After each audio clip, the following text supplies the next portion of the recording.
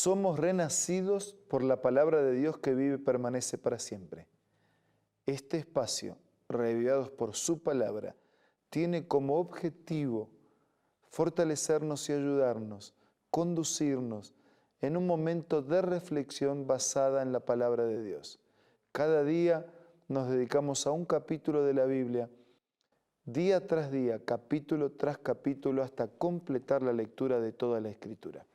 Antes de dedicarnos al capítulo 8 del segundo libro de Reyes, tengamos una oración. Padre nuestro que estás en los cielos, bendícenos ahora al meditar en tu palabra. Te lo pedimos y agradecemos en el nombre de Jesús. Amén.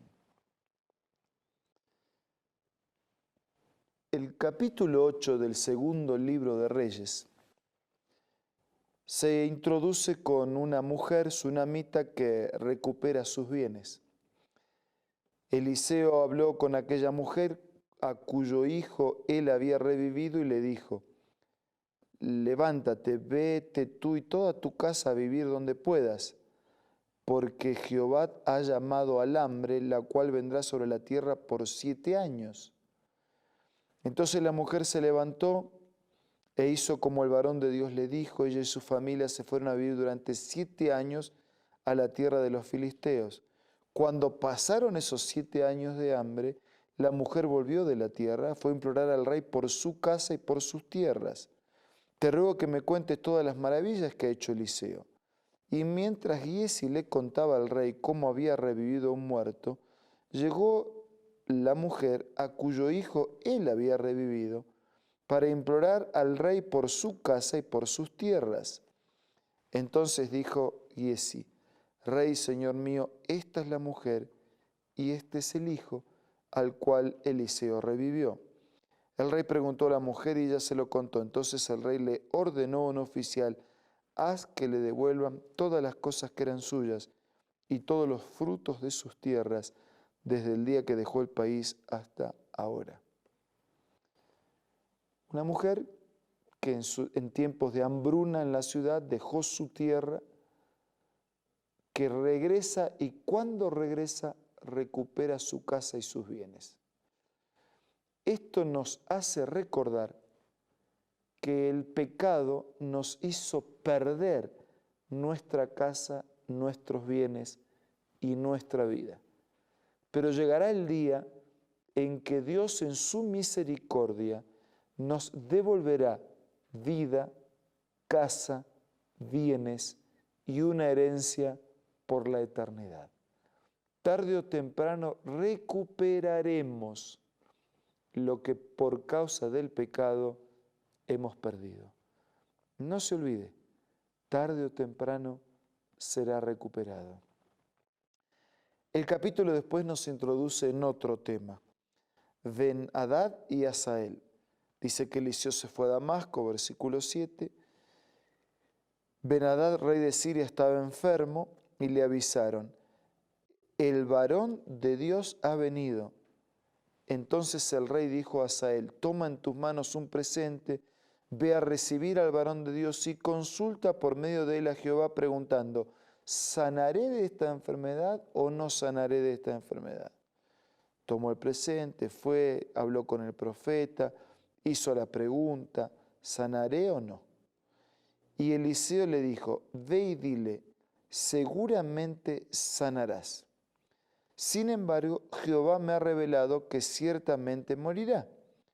El varón de Dios lo miró fijamente y estuvo así hasta hacer que se ruborizara.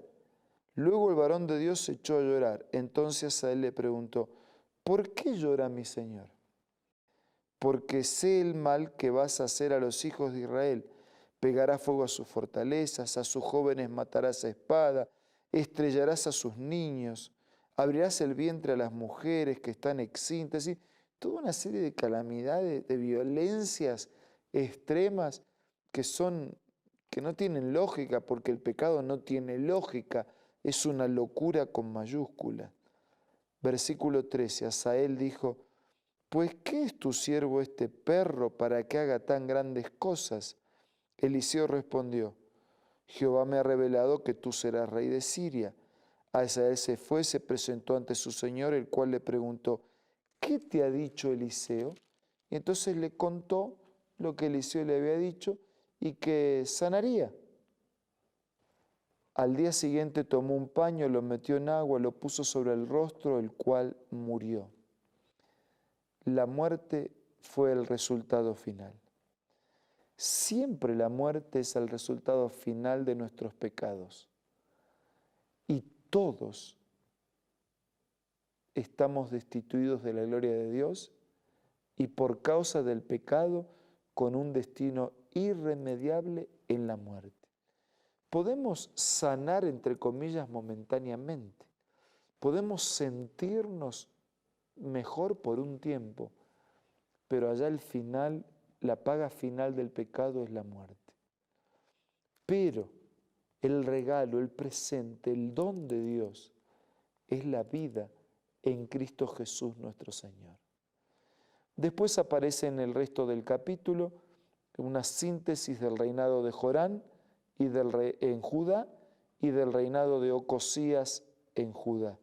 El versículo 17 dice que tenía Jorán 32 años cuando comenzó a reinar, que anduvo por el camino de los reyes, que hizo lo malo, pero con todo Jehová no quiso destruir a Judá por amor a David su siervo, pues había prometido darles una lámpara a él y a sus hijos para siempre.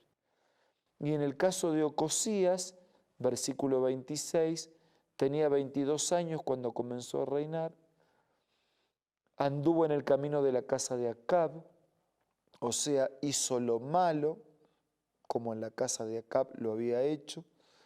Él era yerno de la casa de Acab. Qué triste, ¿no? Que cuando se hable así de dos reinos, casi no haya mucho para decir. Que lo poco que hay para decir hizo lo malo, siguieron lo de la familia de Acab, que adoraban ídolos, que habían desvirtuado, sacado, eliminado de su vida a Dios.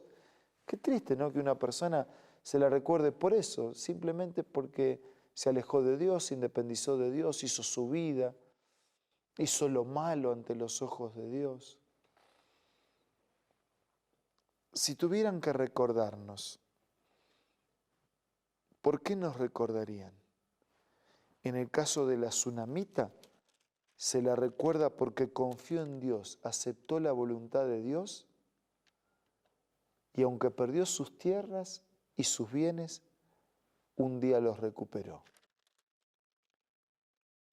En el caso de los otros reinados y de otros personajes presentes en el capítulo, se los recuerda por haber hecho lo malo, por actos violentos, lejos de la voluntad de Dios, que terminan en la triste muerte de haberlo perdido todo sin chance de recuperar nada. ¿En cuál de los dos extremos nosotros nos ubicamos? ¿En el extremo de los que transitan senderos de violencia para perder todo? ¿O en el otro extremo de aquellos que confían en Dios y que aunque se quedan sin nada, un día lo van a recuperar todo? Amigos, confíen en Dios. Dependan de Dios. Hagan y acepten su voluntad. Permitan que soberanamente Él dirija la vida, para que entonces, aunque lo perdamos en el transcurso de esta vida, un día recuperemos todo por la eternidad. En el momento de silencio vamos a orar. Usted puede hacer su oración personal delante de Dios. Aproveche este momento para orar.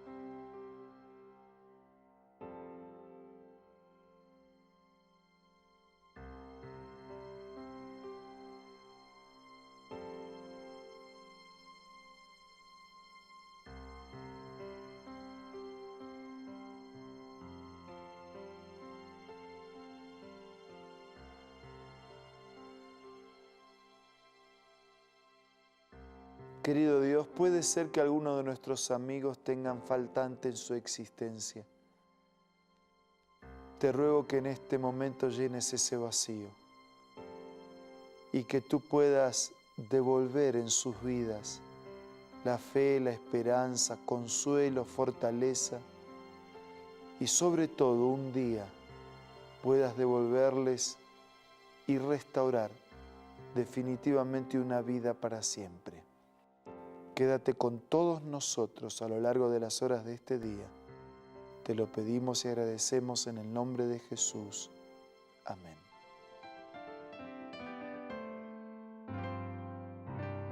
La Biblia, la palabra de Dios, es una carta donde nuestro Creador expresa su amor hacia la humanidad. Es una recopilación de textos que en un principio eran documentos separados, escritos por varias personas, todas ellas inspiradas por Dios.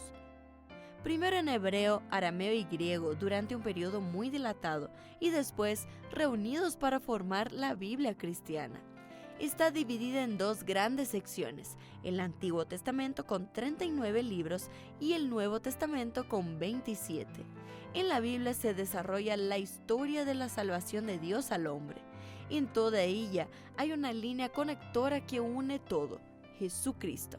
Es el personaje principal de la Biblia y el cual trae la revelación definitiva de Dios. Es considerada también el manual de nuestro fabricante. Es vital tener este ejemplar en casa y descubrir su valioso mensaje. Busca también en tu App Store o Play Store y encontrarás varias opciones. No olvides descargar también el aplicativo Reavivados por su palabra y sigue la secuencia de su lectura. La Biblia es la palabra de Dios. Muchas gracias por acompañarnos en este día. Nos reencontramos mañana para seguir siendo reavivados por la palabra de Dios.